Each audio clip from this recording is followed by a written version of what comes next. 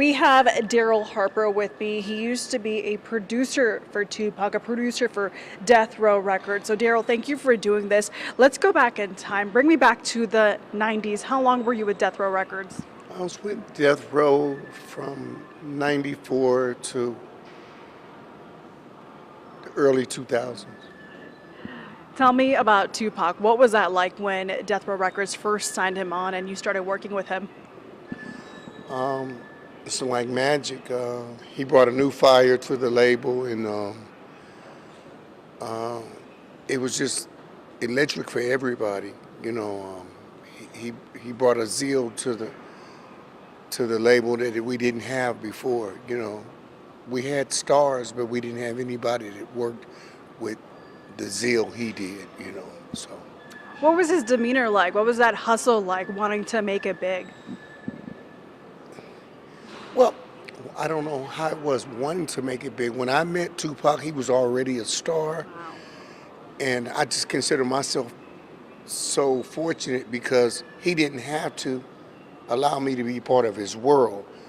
I was a guy who didn't really have any history in music or whatever like that, but he was a guy who would reach and work with the guy who didn't have the name or whatever. So I'm here to really support him. He had a song and it said, how long would they mourn me? Well, it's been 30 years, I'm still mourning him, so that's what I'm here. Wow. Yeah. When he died, what was your reaction? It shattered my life. I just met this guy and he was essential to this new part of my life, and all of a sudden he was gone. So it was everything. I don't know that it's ever really quite been the same. It totally like threw me off center in my life. Yeah. And did you ever expect his legacy to continue on like it has for the last 30 years? Did I expect it to? Not like it has. Not like it. I think he's like, in my opinion, like the Black Elvis. I don't think he's gonna die as long as we have an earth here. I think he's gonna continue to steady bring that magic, to have new artists that come that still can't do half as good as what he's already done. So, yeah, that's been surprising to me, and I'm just blown over that it just doesn't seem to die. But I believe he was worth it. I really, as a person, more than an entertainer, as a person, he was worth it. He was really worth it. Was he ever fearful of his life?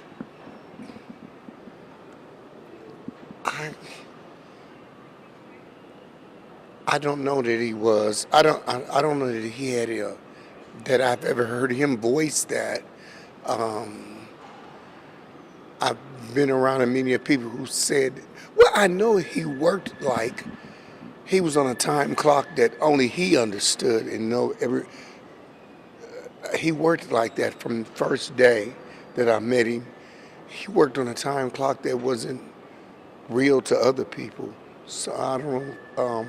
But as for like fear of death or anything like that, I actually don't think he feared much at all. And he didn't care about the stature of someone else's position in life, their diamonds, whoever they were, whatever they've achieved. If he had something to tell you, he said it. And very few people in life are like that, really, to be honest. Do you remember your last conversation with him, and when was it?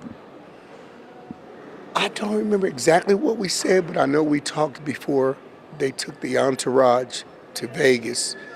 I was a single parent, so I had to make sure my babysitting situation was together. And when I went to do that, the entourage took off and they went to Vegas, and that's how that ended up going. I missed the entourage, worked with another group instead. So So you were supposed to be with that I was entourage. supposed to be with that entourage, but I went to go check on the babysitter situation and fell asleep. And while I was checking on my son, I was a single parent at the time. So you were in Vegas at the I time? didn't go to Vegas. I Okay. didn't go to Vegas. I was still at what we call Can-Am Studios back then, and in Tarzana. And I worked with another. What I did was I worked with another group that I had been working with on the side. A group I had intended to introduce to Suge eventually, and then got noticed that he had lost his life. So How would you describe Tupac's relationship with Suge Knight? I actually think they were buddies. I think they were.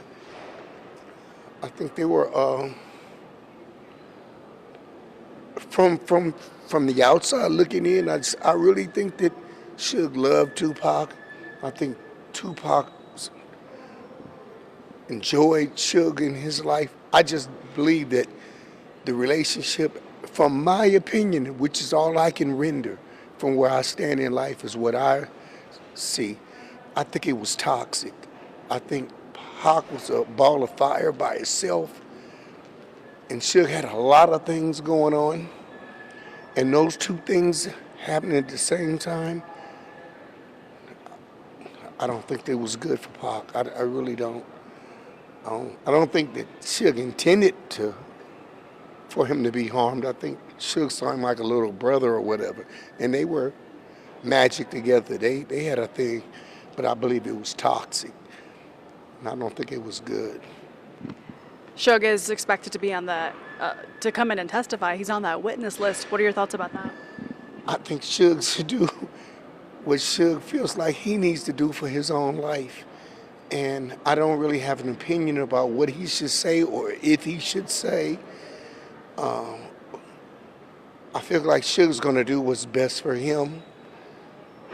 And I think that's the right thing to do, you know. So I won't render any opinion aside from what is he's choosing to do for himself. Suge's been a friend to me. Much like Pac, Suge looked down one day, and when he had all of these people at his disposal, he still looked over at me and said, "Darryl Harper, you're good enough to be here. You're good enough to be on this label. I got the best people in the world here, but what you bring to the game, I think you still fit in here," and that's still major to me. You flew in for this trial. Flew in from Georgia for this. I wouldn't miss it for the world. I wouldn't miss it for the world.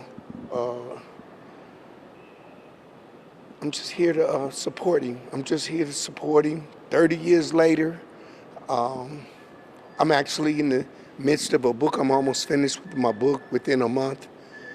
And I'm telling about my dealings with Suge, my dealings with Snoop, my dealings with Tupac, and other things in my life. You know, I'm being very transparent. But I came in because, like I said, he didn't have to let me in his life. He didn't have to let me in his life at all. He was already the big Tupac Shakur when he decided to let me in his world.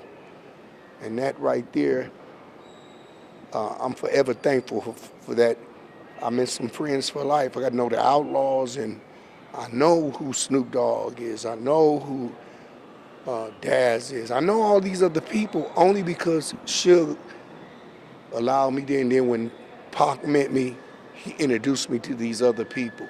So I'm forever thankful for them both, really. Got it. Anything else, Darryl? Not in particular. I think you asked some great questions, though. Thank you.